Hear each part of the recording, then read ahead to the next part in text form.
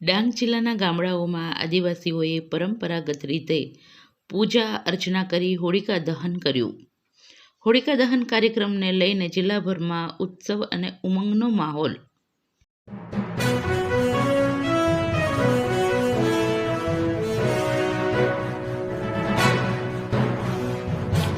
રાજ્યના છેવાડે આવેલા ડાંગ જિલ્લામાં બહુલક આદિવાસી વસ્તી વસવાટ કરે છે.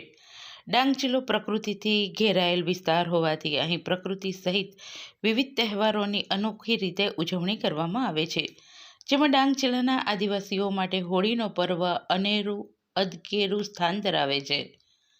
ત્યારે આજરોજ ડાંગ જિલ્લાના ગામડાઓમાં આદિવાસી જનજીવને હોળીના પર્વની હર્ષોલ્લાસપૂર્વક ઉજવણી કરી હતી.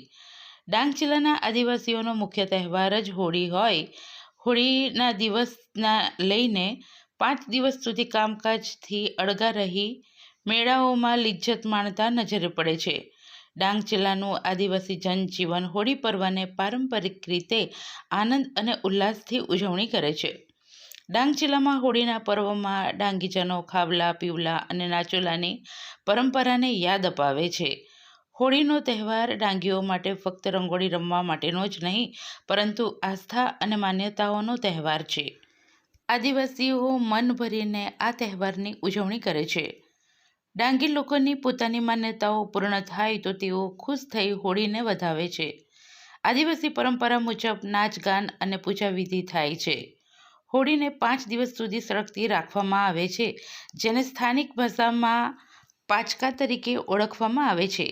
પાચકા દરમિયાન ગામના પુરુષો રોજ રાત્રિએ હોળી પ્રગટાવેલ સ્થાને હોળીની રખેવાળી કરે છે. આજ રોજ મોડી સાંજના ડાંગ જિલ્લાના આહવા સહિત વઘઈ, સાપુતારા તેમજ તમામ ગામડાઓમાં ડાંગીજનો દ્વારા હોળી પ્રગટાવી હતી. ડાંગ જિલ્લામાં હોળિકા દહન વેળાએ લોકો પૂજા અર્ચના કરી હોળિકાને નવા ધાન્ય, શ્રીફળ, કોપરું સહિતનો ભોગ ચડાવવામાં આવ્યો હતો. દરેક ગામમાં જૂના વડીલો તથા પોલીસ પટેલોએ હોળી પ્રગટાવી ગ્રામજનો પાસે મંજૂરી માંગી હોળિકા દહન કર્યું હતું.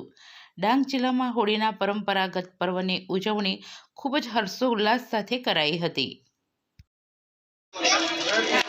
ડાંગ જિલ્લામાં હોળીનું પર્વ એ ખૂબ જ મોટો તહેવાર માનવામાં આવે છે. લોકો હોળીના દિવસથી 5 દિવસ સુધી હોળી છે એની પૂજા કરે છે, એની વિધિ ચાલુ રહે છે.